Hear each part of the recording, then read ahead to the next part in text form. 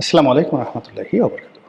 সম্মানিত দর্শক, ইরান এবং আমেরিকার যুদ্ধ এখন প্রায় সমাপ্তির পথে। এই যুদ্ধে ইরানের যে বিজয় এটি দৃশ্যমান।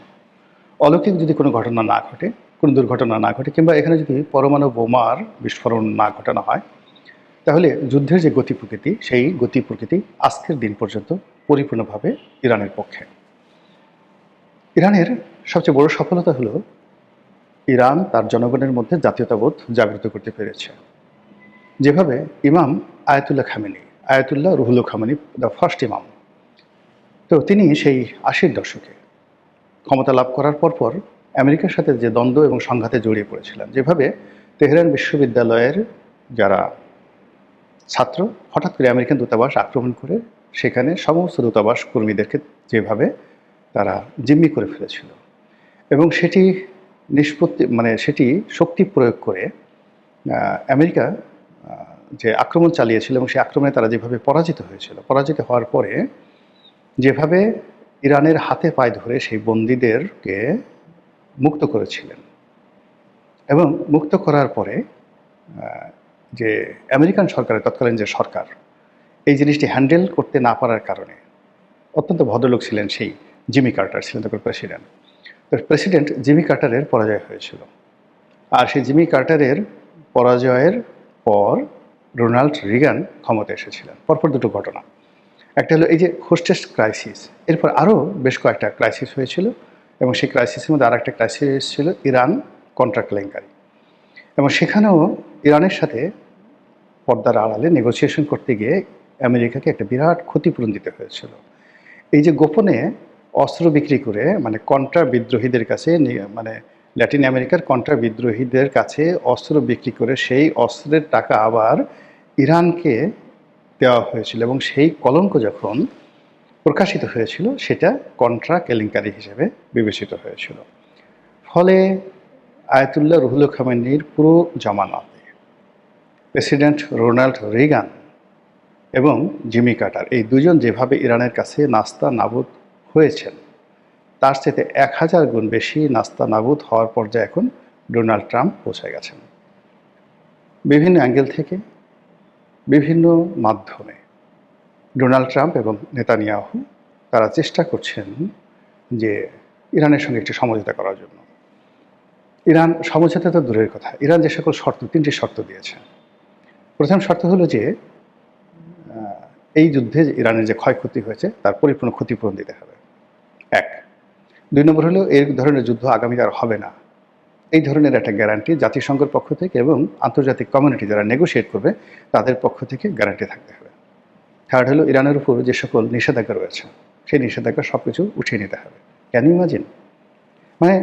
ডোনাল্ড ট্রাম্পকে যদি তার নিজের বর্জ্য নিজের মুখে খেতে বলা হয়, এটা তার জন্য যেমনি অপমান, ইরানের এই শর্তগুলো এই মুহূর্তে তার জন্য পালন করা অপমান। দ্বিতীয়ত হলো এখন ভঙ্গুর অর্থনীতি, ইসরায়েলেরও সব কিছু শেষ হয়ে গেছে। আর অন্য সময় যেটা হয়, যখন কোনো যুদ্ধ হয় তখন সেখানে অস্ত্র বিক্রি করে, তেলের মার্কেটকে ইনস্টেবল করে, ডলারের মার্কেটকে ইনস্টেবল করে, স্বর্ণের মার্কেটকে ইনস্টেবল করে আমেরিকান যে ইকোনমি সেই ইকোনমি তারা টাকা নিয়ে নেয়, টাকা নিয়ে তারা তাদের ট্রেজারিকে পূর্ণ করে। কিন্তু এই মুহূর্তে এই যুদ্ধের ফলে এই যাবৎকালে তাদের কত ট্রিলিয়ন ডলার, এখানে বিলিয়ন ডলার কিন্তু হিসেবে নেই, এই যুদ্ধ ট্রিলিয়ন ডলারের যুদ্ধ, ১,০০০ কোটি ডলার, ১,০০০ কোটি ডলারের যুদ্ধ, কত হাজার কোটি কত ট্রিলিয়ন ডলার তাদের লস হয়েছে এখন পর্যন্ত বলা যাচ্ছে না। অন্যদিকে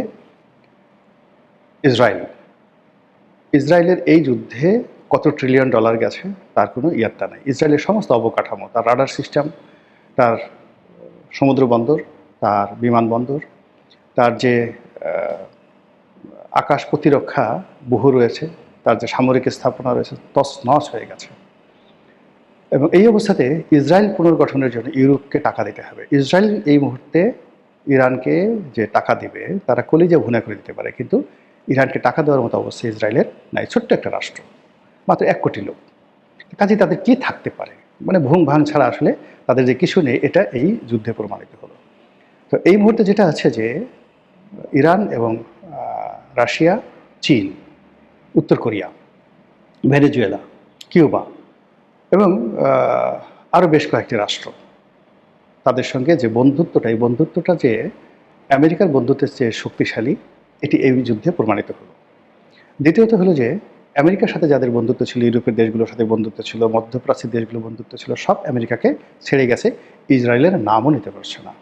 যে দুবাই সারা পৃথিবীর মানুষের জন্য স্বর্গ বানিয়েছিল, আজকের খবরে দেখলাম সেই দুবাইতে এখন যে খাদ্যশস্য আছে, ফল ফ্রুটস আছে, তা দিয়ে মাত্র 6 থেকে 7 দিন চলতে পারবে।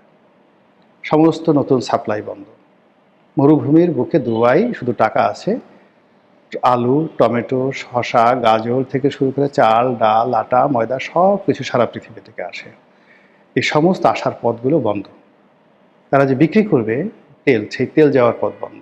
ফলে এই যে 7 দিনের খাবার তাদের আছে, ওখানে দুবাইয়ের যে শাসক তার ছবি দেওয়া হয়েছে। এই মুহূর্তে পৃথিবীতে যে কজন দুষ্ট লোক আছে তার মধ্যে অন্যতম এই দুবাইয়ের বর্তমান যে আমির আছেন তিনি। ডোনাল্ড ট্রাম্পের বন্ধু, আবার এর সঙ্গে সালমানের শত্রুতা রয়েছে, মানে সৌদি প্রিন্স রয়েছে, তার শত্রুতা রয়েছে। এবং ইয়ামেন নিয়ে মানে দুবাইয়ের সাথে, তারপর সৌদি আরবের সাথে রীতিমতো মুখ দেখা দেখি বন্ধ। এখন অতীতে যখন কোনো একটা সমস্যা হতো, সেক্ষেত্রে ইরান সাধারণত কাতারের আমিরের কথা শুনতো, তার সাথে ভালো সম্পর্ক, দুবাইয়ের শেখদের কথা শুনতো, তারপর যাকে বলা হয় তুরস্কের কথা শুনতো। কিন্তু এই যুদ্ধের ফলে মধ্যপ্রাচ্যের একটা দেশের মুখ নেই ইরানের সাথে কথা বলার। এ কারণ হলো 17টা দেশ, মধ্যপ্রাচ্যের 17টা দেশে এক নাগারে সে আক্রমণ চালিয়েছে এবং প্রত্যেকটা দেশের মারাত্মক ক্ষয়ক্ষতি। তাদের তেল উৎপাদন বন্ধ হয়ে গেছে, তাদের ইকোনমি বন্ধ হয়ে গেছে, তাদের মানে কি বলবো, সেখানে মার্কিন যে কনসুলেট অফিসগুলো রয়েছে, দূতাবাস রয়েছে, সবগুলো বন্ধ। তার সঙ্গে সঙ্গে যে সকল আমেরিকান সৈন্য আছে তারা ঘাঁটি ছেড়ে যে হোটেলগুলোতে পালিয়েছে, সেই হোটেলগুলোতে আক্রমণ করে সেই হোটেলগুলো ভেঙে চুরে তছনছ করে দিয়েছে। রিয়াদের রিস কার্লটন হোটেল থেকে শুরু করে দুবাইয়ের বুর্জ খলিফা পর্যন্ত ইরানের আক্রমণ থেকে কেউ রক্ষা পায়নি। ফলে মধ্যপ্রাচ্যে ইরানের সাথে কথা বলবে, নেগোশিয়েট করবে, এরকম কেউ নাই, সবাই ইয়ানফসি ইয়ানফসি। ফলে বাধ্য হয়ে ডোনাল্ড ট্রাম্প কাকে ফোন করেছেন? পুতিন সাহেবকে ফোন করেছেন। এখন পুতিন কি ডোনাল্ড ট্রাম্পের পক্ষে কথা বলবে? যে পুতিনকে সকাল বিকেলে বার দিচ্ছে, যে পুতিনকে ইউক্রেন দিয়ে তার জীবন তছনছ করে দিচ্ছে, একটার পর একটা নিষেধাজ্ঞা দিয়েছে, এই বিপদের সময় পুতিন কি তাকে নিয়ে খেলবে, না তার পক্ষে কাজ করবে? বলাই বাহুল্য। পুতিন এখানে আরও প্যাচ লাগিয়ে দিয়েছে। সে যখন বুঝতে পারছে ডোনাল্ড ট্রাম্প ফোন করেছে, তখন সে কী করে গেছে কি, যে সকল সামরিক সহযোগিতা সে চিন্তা করছিল দেবে কি দেবে না, যে সকল অস্ত্র শস্ত্র দেবে কি দেবে না, S-400 তাদের এই পৃথিবীতে এই মুহূর্তে সবচাইতে শক্তিশালী আকাশ প্রতিরক্ষা ব্যবস্থা S-400, সেই সিস্টেমটা তারা ইরানকে এই সুযোগে দিয়ে দিয়েছে। এবং অনেকগুলো যুদ্ধবিমান, ইরানে তো যুদ্ধবিমান ছিল না, সেই যুদ্ধবিমান দিয়ে দিয়েছে। এখন ইরান সেই যুদ্ধবিমান পরিচালনা করছে। তারপরে ইরানের যে শাহেদ ড্রোন আছে, শাহেদ ড্রোন 1, 2, 3 এবং সর্বশেষ ড্রোন 11, 1 সেগুলোতে তারা আক্রমণ চালাচ্ছে। তাদের যে সুপারসনিক, হাইপারসনিক যে সকল ক্ষেপণাস্ত্রগুলো রয়েছে, সেই ক্ষেপণাস্ত্রগুলো অব্যাহতভাবে আক্রমণ চালিয়ে যাচ্ছে।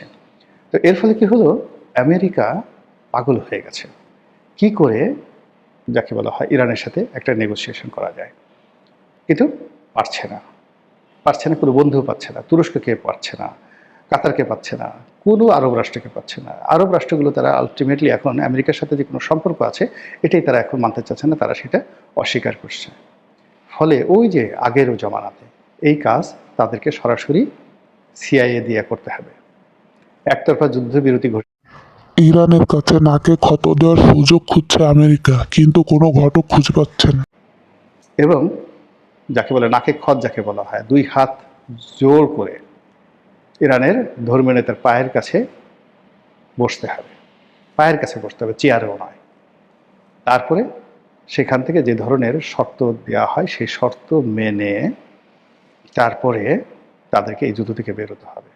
এর বাইরে আপাতত কোনো লক্ষ্য দেখা যাচ্ছে না। এবং এই কাজটি না করা পর্যন্ত মানে আমেরিকা একতরফা যুদ্ধবিরতি করবে, কিন্তু ইরান করবে না। ইরান যে তার কাজকর্মগুলো মানে চালানো সেটা চালিয়ে যাচ্ছে। সে যেভাবে মধ্যপ্রাচ্যের তেল ক্ষেত্রগুলো বন্ধ করে দিয়েছেন, যেভাবে সে পুরো মধ্যপ্রাচ্যের ইকোনমিকে তার গ্রিপের মধ্যে নিয়ে এসেছে, যেভাবে পুরো মধ্যপ্রাচ্যকে, আমেরিকাকে, ইসরায়েলকে একসাথে ভয় দেখাচ্ছে এবং সবার কলবের মধ্যে বুকের মধ্যে, কলিজার মধ্যে যেভাবে ইরানের ভয় ঢুকিয়ে দিতে পেরেছে, এই জায়গা ইরান এবার সহজে ছাড়বে বলে মনে হচ্ছে না। আল্লাহ আলিমুল গাইব, গাইবের মালিক তিনিই জানেন। আমরা যেটা দেখি সেটাই বলি। আল্লাহ আমাদের সবাইকে হেদায়েত দান করুন এবং হেফাজত করুন। আসসালামু আলাইকুম ওয়া রাহমাতুল্লাহি ওয়া বারাকাতুহু।